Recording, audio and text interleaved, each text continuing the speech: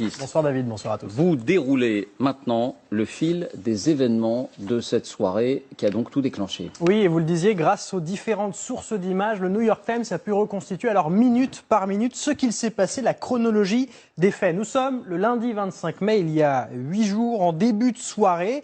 Tout commence un peu avant 20h lorsque George Floyd, vous voyez où est située sa voiture, se rend, c'est un Afro-Américain de 46 ans, se rend dans un magasin, le Cup Foods, pour acheter un paquet de cigarettes. On est donc à Minneapolis. Après coup, 2 employés de ce magasin vont se rendre compte que George Floyd a utilisé un faux billet de $20 pour acheter ce paquet de cigarettes. Ils vont retrouver George Floyd qui est à ce moment-là dans sa voiture avec des amis et ils vont lui demander de rendre le paquet de cigarettes. Vous les voyez, ces 2 employés qui vont le voir. On est sur des vidéos de surveillance, des caméras de vidéosurveillance.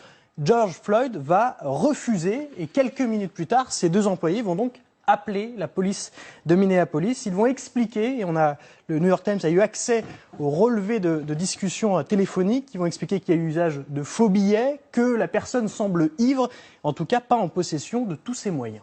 Arrêtons-nous un instant justement, Baptiste, sur le profil de George Floyd, parce que là aussi on a d'autres informations. Oui, c'est un peu la chronique d'une jeunesse sans histoire. George Floyd a grandi au Texas, pas du tout à Minneapolis, au Texas, à Houston. Il a été remarqué dans sa jeunesse pour ses capacités sportives. Il a notamment profité d'une bourse d'études dans une université en Floride pour ses talents de basketteur. Et puis c'est plutôt après que sa vie va prendre une autre direction. À 24 ans, il fait de la prison pour la première fois pour vol. Il est régulièrement condamné ensuite, une deuxième fois pour vol, cette fois-ci à 28 ans. Également pour usage de cocaïne. Et puis en 2009, une sanction lourde, une condamnation à 5 ans de prison cette fois-ci pour vol à main armée. Et c'est à la sortie de cette condamnation en 2014, sortie de prison, qu'il va prendre la direction de Minneapolis et qu'il va devenir videur de boîtes de nuit et de bars. Il avait perdu son emploi suite à la crise du coronavirus. Alors on revient à il y a 8 jours, à ce 25 mai, donc la police appelé par les 2 vendeurs, arrive sur les lieux. Exactement. Première voiture de police avec 2 policiers à son bord. Et vous allez les voir, on les voit arriver, on voit ces 2 policiers. Et l'un d'eux va sortir son arme de service, la pointer sur George Floyd, lui demander de mettre les mains sur le volant. Finalement, là c'est filmé par un conducteur qui est juste derrière. L'arme est rangée et George Floyd est extrait de son véhicule.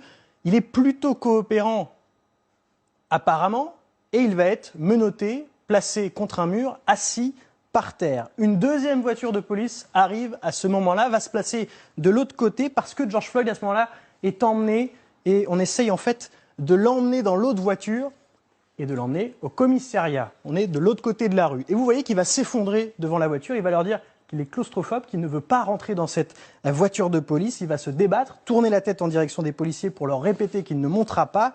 Et c'est à ce moment-là qu'il y a une 3e voiture de police qui arrive, 5e et 6e policiers sur les lieux.